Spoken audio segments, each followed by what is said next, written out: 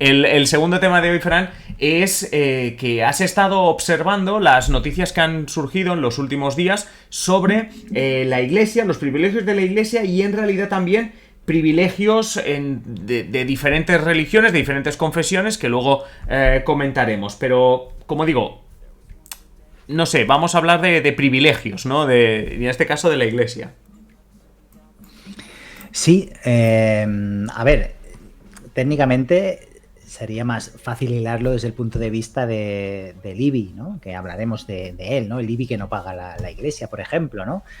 Y en este caso, pues lo podríamos vincular con el tema de la vivienda, ¿no? Pero más allá de esto, sí que es cierto que en este país, pues ha habido esta institución milenaria que ha tenido privilegios, la Iglesia Católica, y que ahora ha de hacer frente a dos nuevos impuestos que tras un acuerdo entre el gobierno español y la Conferencia Episcopal Española, pues los va a tener que pagar.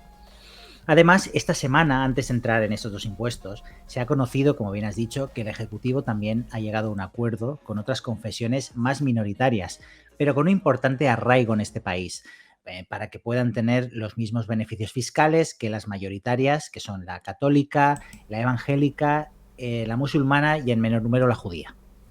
Vale, antes de entrar en esta segunda cuestión, aquí tenemos dos cuestiones separadas. Hablaremos del acuerdo al que han llegado con las otras confesiones, pero vámonos con la mayoritaria, vámonos con la que el gobierno tradicionalmente ha tenido más acuerdos y ha tenido más privilegios, vamos a ser claros. Acuerdo entre gobierno, conferencia episcopal. Fran, danos un poquito de detalles, un poquito de salseo, si es que hay algo de salseo detrás de esto. Bueno, más que nada, el salseo es que tendrá que pagar más la Iglesia, ¿no? Y ya que este acuerdo estipula que la institución tendrá que satisfacer dos nuevos impuestos de los que hasta ahora estaba exenta. Uno de ellos es el impuesto sobre construcciones, instalaciones y obras, que es el ICIO, y otros son las contribuciones especiales. Estos son dos títulos, digamos que son de ámbito local, lo que repercutirá en las arcas de los ayuntamientos. Félix Bolaños, ministro de la Presidencia y artífice del acuerdo, cifra en más de 16 millones de euros el dinero que recibirán los ayuntamientos gracias a estos dos nuevos impuestos que tendrá que pagar la Iglesia. Y os preguntaréis, ¿estos dos nuevos impuestos qué son? ¿Qué gravan, no? Por lo que respecta al ICIO, este impuesto grava cualquier obra, construcción o instalación para la que se exija una licencia, ¿vale?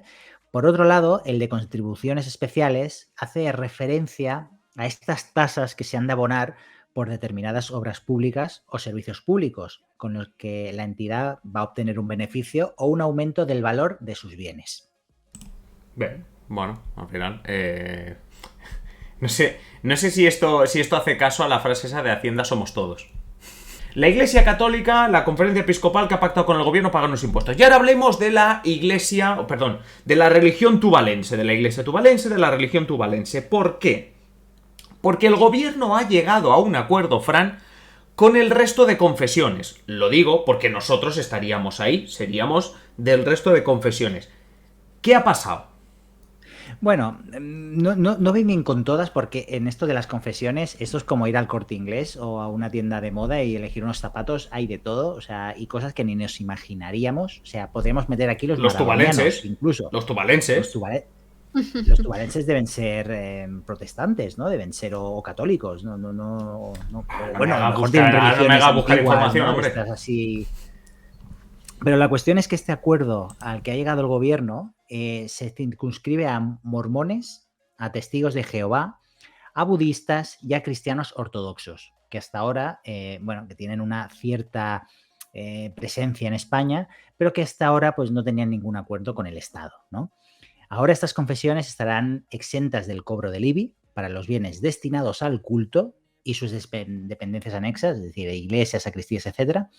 Y también se reconocen otras exenciones fiscales, como por ejemplo el impuesto de sociedades o el de actividades económicas y el de plusvalías, mientras que los fieles de estas confesiones podrán disfrutar de desgravaciones en el IRPF al hacer donativos, así como pasa con católicos, pero también con judíos y con musulmanes. Bolaños también, que estaba metido en el meollo de este asunto, en la negociación, ha expresado que de esta manera pues, lo que se busca es una laicidad inclusiva, y cito textualmente, en España, que según él, pues corrige estos privilegios históricos fiscales que ha tenido la Iglesia Católica. Es decir, vamos a igualar todas las confesiones que ahora mismo pues actúan en España. Ahora bien, desde Europa Laica es una asociación pues, que precisamente busca pues, avanzar hacia el laicismo de la sociedad, denuncian que estas exenciones no son comparables a las que aún recibe la Iglesia Católica, que ahora hablaremos, y critica que los privilegios de estas organizaciones privadas de creyentes, que es como describe las religiones, se combaten suprimiéndolos y no extendiéndolos, como es el caso de este acuerdo. Vale, yo he encontrado las religiones en Tuvalu, pero antes de comentar este detalle, quiero preguntarte, por no perder el hilo, ¿cuáles son estos beneficios, ¿no?, que están denunciando que seguirían teniendo o que tienen aún la Iglesia Católica? Sí, vamos a acabar con esto y vamos a lo interesante luego con Tuvalu, que es lo que seguro que estás esperando. Lo que hemos venido a escuchar, sí. Lo que hemos venido a escuchar. Dice, a ver, los beneficios que aún mantiene la Iglesia Católica en España.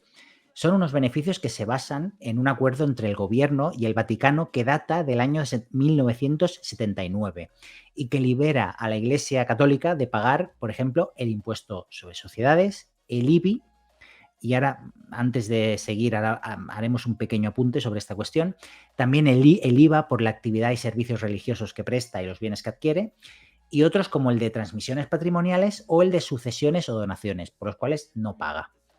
Desde la Iglesia, además, recuerdan que no son la única organización que no paga, por ejemplo, el IBI por todos sus inmuebles.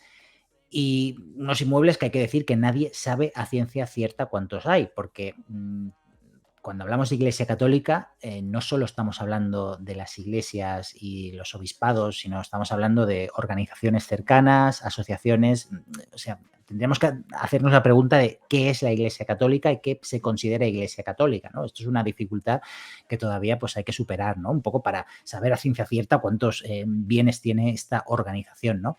Y desde la Iglesia, como decíamos, recuerdan que esta exención está recogida en la Ley de Mecenazgo del 2002, que tiene en cuenta a estas entidades, organizaciones, etcétera, que hacen algo por la sociedad.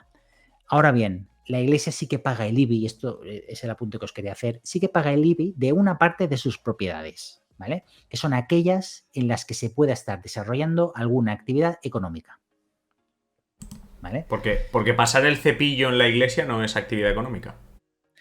No, porque ese cepillo luego repercute en la sociedad. Hombre, márcala con una cruz la iglesia. Eso es. Y cuando tienes que, o sea, vas a un bautizo, una boda o lo que sea y tienes que pagar. O sea, los novios tienen que pagar al cura. Claro, porque eso al final es una donación que tú haces por el bien de la iglesia, por el bien de la iglesia. Qué poca fe tenéis. Desde luego, poquísima. Qué poca fe tenéis que el cura con eso luego no lo dedique a hacer pues el bien de la sociedad. Bueno, es que de hecho este es el gran argumento, ¿no? Que, o sea, la iglesia, bueno, todos hemos visto estos anuncios del por todos, ¿no? Creo que se llama esta sí, lo de marcar la cruz para la iglesia en la declaración de la renta. En una campaña en la que argumenta que con este dinero que tú, y ahora vamos a hablar cuánto recaudan, que tú dedicas de tu declaración a la iglesia, pues se hacen obras sociales y se ayuda a... Esto al final tiene una repercusión en la sociedad, ya no solo desde el punto de vista que ofrece unos servicios religiosos, ¿no? A todos los creyentes, sino que además repercuten desde un punto de vista material, ¿no? De que ayuden a la sociedad. Este es el argumento de la iglesia. Y como hemos dicho, por último, y aprovechando que estamos en abril, cabe recordar, como hemos dicho, que la Iglesia Católica es la única confesión actualmente en España que tiene una casilla en la declaración de la renta para que los contribuyentes puedan hacer alguna aportación a la causa. Sin ir más lejos, atención, el año pasado la Iglesia Católica recaudó nada más y nada menos que 320 millones de euros en este concepto. Por cierto, la cantidad más grande de la historia. 320 millones. ¿Por qué nosotros no podemos tener? O sea, que yo agradezco muchísimo los primes que nos dais, pero 320 millones de euros a base de primes. ¿Sabes cuántos primes se necesitan para llegar a eso? ¿Cuántas suscripciones?